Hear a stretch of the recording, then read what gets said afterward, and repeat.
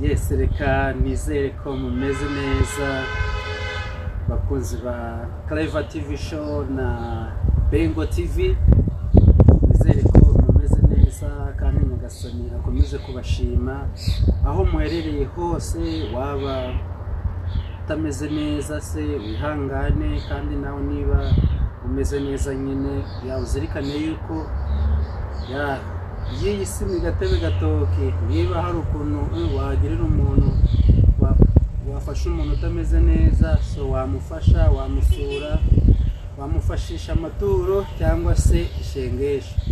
Rero nawe niba utameze neza wihangane, ubuzima niko bumeze. Ushobora kuba utameze neza ejo cyangwa ukaba umeze neza. Rero cyaje kugira ngo nyine tuganire, ndihanganira ino studio yanjye ni ahantu nyine heza, baniyumvira amajwi y'inyoni, akayaga ko na sama twari tuyikumbuye. Nibyo igitumye rero nje ngo tuganire, mubwira ko nyine tuganire ku buzima busanzwe, ariko nje kugira ngo nyine mbahereze update twakoze ikiganiro cya Sirasi byari gucamo ibya Yesu ni ku murongo. Nyine yahuye n'ibibazo, bavuga ko yateye umukobwa inda, arangije aramwihakana, avuga yuko nyine umwana atari uwe, ariko inkuru zikomeza gukorwa zivuga ko Sirasi yamuteye inda yanga no kumufasha. Abantu bamwe nyine bagiye bavuga ati okay, ikibazo nyine Sirasi ngo nuko yanze gufasha uwo mukobwa kandi ari mu buzima bubi bw'ubukene, kandi wenda we ari umusitari, ari ubuzima bwiza, wenda hari ukuntu yamugenza, akaba ari nabyo wenda byamuviriyemo ngo kuba nyine abantu barakoreye ubuvugizi uwo mwana w'umukobwa, kugira nyine ngo barebe ko bamufasha, barebe nuko nyine yakwita ku mwana, cyane cyane ko burya kubyara none uri mu buzima bubi biravuna cyane, kubyara bakubaza biravuna cyane. Umuntu wese yabyumva pe, umuntu wese yabyumva. Rero twakoze inkuru iri kuri Clever TV show tuvuga nyine abantu, umuntu wayikoze yarari kuvuga nyine kuri petit frere wa Sirasi, yarari kuvuga nyine ukuntu byagenze n'ibiki mwarabikurikiranye. Abatarabikurikirana nyine mujye kuri Clever TV show muraza gukurikirana inkuru yose, amakuru yose arimo arambuye. Rero icyambere ngewe nje nyine kugira ngo mvuge uko mbyumva, mbahereze na update nyine uko bimeze, uko Sirasi yagaragaye nyine ku rukiko rwa Nyamata yagiye kuburana. So nagira ngo mbahereze nyine update nyine uko bimeze, kugira ngo byanga bikunze uwo mubyeyi arenganurwe cyangwa se n'uwo Sirasi arenganurwe, ku mpande zombi.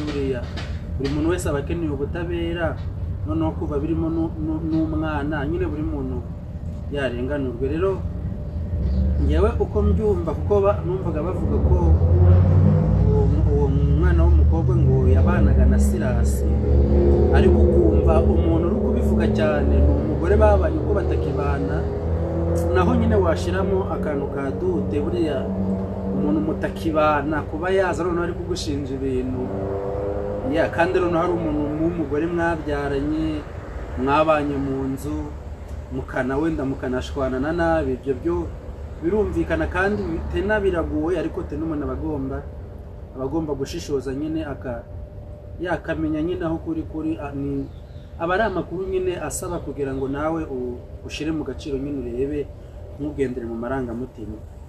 Umugore rero nyine yaje kubimushinja, bigeraho n'ukuntu inkuru zagiye zamamara.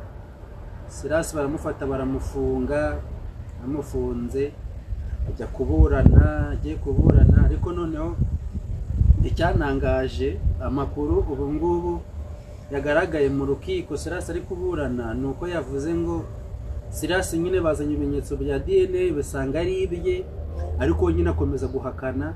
Ariko ngiye numvisha impamvu yatanze ari guhakana, numva ni impamvu nyine yumvikana kandi ni impamvu nyine ikenewe kugira ngo umuntu abe yayitekerezaho, kandi nyine atekereze cyane, uko numvishe bikaze. Sirasi yavuze ngo we bamubwiye ko ibimenyetso bimuhama arangije we arisobanura avuga yuko ngo afite umwana w'umuhungu wabaga mu rugo nawe nyine afite umwana w'umuhungu ukuze. Ati rero iyo nda y'uwo mwana ni umwana we wayimuteye. Yavuze ko iyo nda bamushinja ari umwana we wayimuteye, wenda ibyo bimenyetso bya DNA bakaba batabigenderaho kubera yuko ari umwana we, n'ubundi DNA izaza ari zimwe. Ati rero aho kuko ngo iyo nda ngo nakagambane k'uwo mugore we yagiranye n'umwana we kugira ngo nyine amutere inda ndende bayigambane bashire kuri Sirasi afungwe. Ku ruhande rumwe nje natangaye kumva umugabo avuga ati ngewe umwana wanjye niwe wateye no mukobwa inda, ahubwo umugore wanjye twabanaga nakagambane yakoze kugira ngo nyine ngo bamfungishe kubera ko nyine twashwanye nabi. Ibyo ngewe natangaye kumva nyine umugabo ari gushinja umwana we, ariko tena ku rundi ruhande ukaba wabyumva ubu ngubu abantu basigaye bangana, urwangano rwabaye henshi cyane. N'umugore ashobora kubikora bamugana ari ukuguhima, ari ukugira ngo nyine wenda nawe niba wenda mwarashwanye mugashwana nabi cyane, hari abantu bashwana mugashwana mutunganye mugirana nabi ku buryo aho umwe aciye undi yahacisha umuriro cyane. Ibyo ngibyo ntabwo ari na byiza, ariko ntabwo ari byo njyamo. Rero Sirasi we yavuze ati ngewe iyi nda impamvu ibimenyetso biri kugaragara ntabwo umwana ari uwanjye, ahubwo DNA ni iz'umuhungu wanjye. Umuhungu wanjye niwe wamuteye inda, dore ko ari n'akagambane ngo yaba yaragiranye na nyina kugira ngo amutere inda, kubera ko noneho yabaga mu rugo iwanjye bancireho icyo cyasha bangambanire imbe nanafunga. Urumva rero ko noneho ni hatari niba bigeze aho ngaho wenda umugore ashobora no kuba yagambanira umugabo yabicishije ku muhungu we, yakicarana n'umwana bagakora bakavuga ngo ewana reka dukore ibi ngibi, dukore uku nguku, ibimenyetso byo bizafata umugabo kandi uko byagenda kose azafungwa. Ni hatari hano tena byaba ari n'amahano kumva nyine umugabo kumva umwana wawe yarateye inda yarangiza akayikugerekaho. Niyo bwa mbere naba numvishije umwana ugihugerekaho se inda niyo naba numvishije umwana ugeretseho se inda mu mateka kabisa, mu mateka ibyo naho naba mbyumvishije.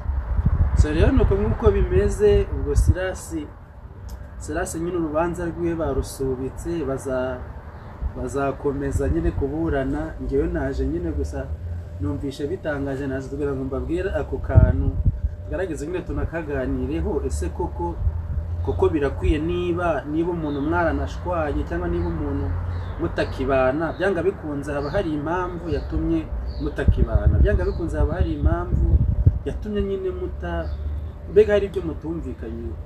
Ibyo noneho nk'abantu bakuze niba hari ibyo mutumvikanyeho, ntabwo mushobora kubikemura neza mu mahoro ku nyungu z'abana cyangwa ku nyungu z'umuryango, ntibikomeze kujya hanze ngo biteze ikibazo. Wenda ngewe ndanenga niba koko wenda Sirasi ariyo wakoze ariya mahano, yararyamanaga n'uriya mwana, byibuze nawe yaba yarakoze ikosa rikomeye ryo kwirengagiza uriya mwana. Niyo arega atamufasha direct, hari abagabo benshi hano hanze bafite abana hanze, umuryango wabo utanabizi, ariko akaba afite ukuntu abitaho, akaba afite ukuntu nyine abarera abafasha gutyo. Hari n'abagabo abenshi baba bishurira nk'abana amazu, ukaba wishurira side chick inzu kandi umugore yawe atabizi kandi ubuzima bukagenda. Ntabwo ngibyo mbishigikiye, ahubwo nyine ndavuga ati byanabaye kuko wakoze icyo cyaha ukaba waryamanye n'uwo mwana, kuko bavuga ko atanujuje n'imyaka, aribyo biteye n'ikibazo kuko urumva umwana utujuje imyaka noneho ukamutera inda ukanabihakana, urumva byanakugeza kure. Bavuga ni ugufunga imyaka 25 mu buzima, urumva ni ubuzima bwawe baburangije. Niba Sirasi ufite imyaka 50 ukumva kukubitaho indi myaka 25, yazava muri kasho afite imyaka hafi 75 hafi 80. Urumva umuntu ufite imyaka 75 cyangwa 80, ubuzima buba bwarangiye, nta kintu abashigaje cyo gukora, aba ari ya myaka yo kwishimira ibyo yagezeho. so rero urumva bari hatari. Rero nge numvaga ko wenda Silas yajya kugira abajyanama koko akaba hari abo yabibwiye, yagombaga nyine kureba ukuntu yakwita ku mwana, cyane cyane ko nabonye ari umwana wo mu bakene uri mu buzima bubi bugoranye cyane, byibuze nta nubwo yari gukenera n'ibintu birenze wenda kubwe umuntu byariye mu mugi n'umuntu byariye mu cyaro ntabwo baba bakeneye, ntabwo baba bafite intuza, baba bakeneye ibintu bimwe. Rero byibuze ari kugaragaza nawe akamufasha aho ngaho niba nawe icyo cyaha kimuhamye, kuko yaba yarakoze amakosa akomeye cyane yo kuryamana n'umwana, kandi ikindi yari umusitari, yaririmbaga indirimbo zo guhimbaza Imana, so yagombaga gukundwa n'abakobwa beza, abagore beza, abantu nyine bari ku rwego rwe. Ariko kuba wenda yabirenzeho akajya gufata uwo mwana, byaba bimeze nka bya bindi ngo ingona iva mu mazi ikajya kuri gatikime, ikajya gukomba ibyatsi kandi ivuye mu mazi. So rero nabyo ntago aba ari byiza ku ruhande, ariko tena niba umugore we nawe aramutse yarabikoze, ntago pe ari ibintu byakagombye kuba bikorwa hagati y'abantu bashakanye, cyane cyane nimba bafite n'abana bakuru. Ngahibaze none nk'umwana mukuru niyumva mu rukiko ngo ise yavuze ati niwe wateye umukobwa inda, ubwo umwana nawe arajya hari atangire nawe abihakane, nyina nawe abihakane, bitangire bizemo induru, kandi izo nduru zitagombye kuba ari ngombwa. Ariko akenshi muri iki gihe kubera ko hajeho nyine bya YouTube, ibintu nyine by'inkuru, abantu bose babaye abanyamakuru, bose baraza bagasesengura, abantu bose bagira gute, mbega umuntu wese yabonye umwanya wo gutangiraho igitekerezo nk'uko nayo ndimo kugitanga. Abantu uko byagenda kose bagira ukuntu babigira. Noneho abanyamakuru baje bo mu Rwanda bo ni hatari bo babirebera n'inyungu zabo, bashaka views n'amafaranga. Ni ukuvuga ngo ntago babitaye ngo nushwana n'umugabo wawe, nushwana na girlfriend cyangwa na boyfriend wawe, nugira ibyago, nugira gute, ntago ibyo baba babyitaye, ahubwo babirebera visa, bashaka inkuru baraprodinga bagacuruza.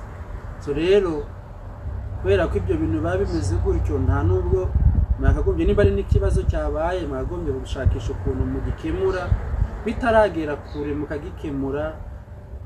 Byaba nyine bibananiye mukifashisha abandi bantu bakuru bakabafasha, ahubwo ngo ibintu bigere kure nyine bigaca mu nzira nziza. Rero ntago pe ibyo bintu byaba ari byiza, yaba ari n'amahano niba kuko bigezaho umwana ashobora kwicarana nyina bagapangira se kugira ngo bamugwishe mu mutego, bamufungishe cyangwa bamugirire nabi.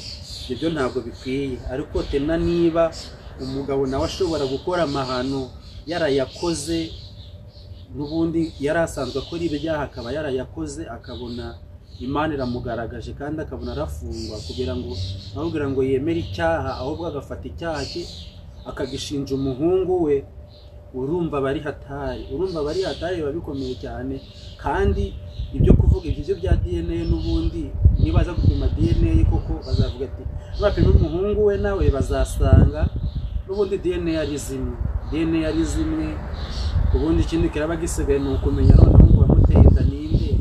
Urumva ko niba yabikoze muri rwa rwego rwo kwiburanira kugira ngo wenda afungwe, niba yabikoze kugira ngo wenda urubwa rumuveho cyangwa se wenda abo mwere ari ukuri, ntawe ubizi. Ubwo amategeko nyine akora ibyaha. Amategeko ngo umuntu ufite ibimenyetso ngo niwe uri mukuri, ubwo bari amategeko azagira uko abigena. Ariko ngiye ku ruhande rwanjye ntabwo nifuriza Silas gufungwa, ntabwo mwifuriza ikibi. Burya ngo aho umugabo aguye urenzaho utwatsi. Rero ngiye ntabwo namwifuriza gufungwa, nta n'umuntu wakwifuriza gufungwa kuko ni bibibira utakwishara gukereza. So rero n'uwo mwana w'umukobwa ntabwo nakwifuriza kubaho mu buzima abayemo yarabyaranye n'umuntu ufite ubushobozi. Uretse n'icyo ngicyo, uwo mwana bakeneye uburenganzira bwe, abakeneye uburenganzira bwo kugira se na nyina, kandi akeneye arega no gufashwa. Ejo azakora ajye ku ishuri, yazakora akenera ibi, nyina ntago azabikora adafite ubwo bushobozi. So rero byaba byiza nyine amategeko azakora ibyo, ariko nyine arenganure arebe ku mpande zose, ntazabe kogama guhaze mu bindi bya ruswa ngo kubera ko wenda ari umusitari. Niba ari umusitari cyake kamuha amazi ahanwe nk'uko abandi banwa, kuko nta muntu uri hejuru y'amategeko. Ariko tena niba bo ngabo barababeshi ari abantu bapanze kugira ngo Silas bamusebye, kugira ngo Silas bamugambanire, babe bamugerera nabi, abo nabo bakagombye guhanwa. Ntabwo umuntu yakagombye kuza asebye umuntu, amukora ibyo ashaka, amuvuge nabi, amwandarike, nibirangiza umuntu nabo umwere wa muntu wakoze ibyo ngibyo ntakurikiranwe. Nabo bagomba gukurikiranwa bagahanwa kugira ngo babere abandi urugero. Ikindi nyine umwana w'umukobwa akeneye gufashwa kuko ari mu buzima bubi pe. Uwagira ubufasha yamufasha bakamuba hafi, cyane cyane abari bafite access nyine kuri we ku buzima bwe. Hari abanyamakuru nabonye nyine bakunda kumukorera ubuvugizi, ari nabo basa naho babizamuye cyane, bigatuma nyine n'amategeko abikurikirana. Nabo nyine bagerageza mu gihe hataraboneka ubutabera, kamwe mu mwana w'umukobwa ntafatwe nabi, ntarenganurwe, ntarengane, nyine ugerageza umukoro ubuvugizi ariko muri no kumufasha. So rero buri muntu nyine abafite ukuntu abyumva, ariko ngiye icyo nasorezaho ngo bajya bavuga ngo imyenda yo mu nzu bimeserwa n'ubwayi. Akabaye kuba byiza nimba ibibazo bibaye mu rugo nk'umugore n'umugabo murakuze. Niba umugabo ufite imyaka 50, umugore nawe ntabuze kugera nka 30 cyangwa 40, urumva ni abantu bakuze, bakagombye byibuze kujya baganira byakwanga, bakitabaza imiryango cyangwa famiye, abubwira ngo ibintu birengere. Ibintu byamaze kujya hanze bigasakuza no bikagera mu binyamakuru, mbo bisigara hari igihe bisigara bitari no mu nyungu zanya, ahubwo biri mu nyungu z'abo bantu bari kubakoresha ngo babicuruze. So rero bo ndasabira Silas, Imana imworohereze kandi Imana iri hafi y'umwana nawe. Tegenda kose byarabaye, ubutabera burakenewe. Niba kandi hari nyine hari uburyo ibyo bintu nyine n'ibyo niyo byanabaye byakagombye gukemuka, mutarinze mujya ngo mu nkiko cyangwa ngo mujye mu bindi bintu byo kubakora no kwiteza abantu no kwiteza isi. Nakagombye nyine kujya mushakisha ukuntu mubikemura, cyangwa se mukanirinda rega nizo ngeso mbi, aho kugira ngo ujye mu bintu bizaguteza ikibazo.